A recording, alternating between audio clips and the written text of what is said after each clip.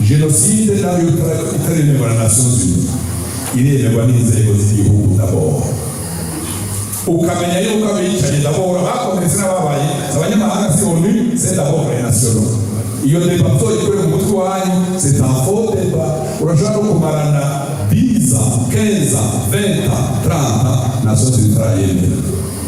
Kubera Nations Unies na génocide, c'est d'abord une question géopolitique. Ndabisigura neza ko géopolitique na génocide ba ataba acteur externe yashizwe cyane. Umushanire mu ile ponsimwe nuko muri loi yacu prévu le fonds d'indemnisation et de réparation.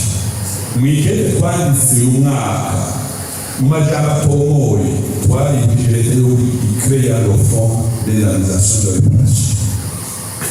Mbega ari muzi ko kubaka ibarabara aho bitari bigiye riboneka d'office d'État ariko procédure de réconciliation. Mwari muzi ko kubaka ibitaro aho imyaka 50 imaze itaraboneka ari réconciliation. Mwari muzi ko aho leta yubatse ishure aho leta yagize iboneka ari réconciliation. Vous dites infrastructure, ce que c'est la réconciliation, c'est un processus à plusieurs visages. Umwana yiga à 30 km, uishure ili à moins d'un kilomètre, c'est réconciliation. Il devrait lui voir, quoi il t'a voir, mais c'est automatique. Umunsi w'ubonye tuba tuti inzu yanaka arayisubijwe nuko urubanza ruheruka babasomeye kuko 18 kwezi kwa 2023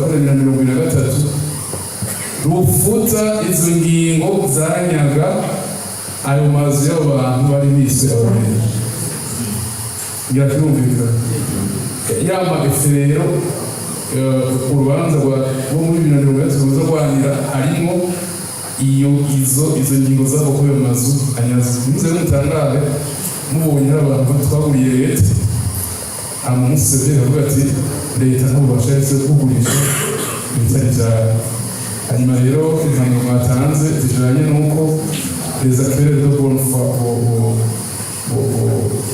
boshumbushwa umuntu kutabara bagize muri ibi. Ngira perezida yavuze ko amafita aguma yandika twibutsa leta ko kugira ngo ibyo amategeko bigende neza ikigali kigiye kubaho.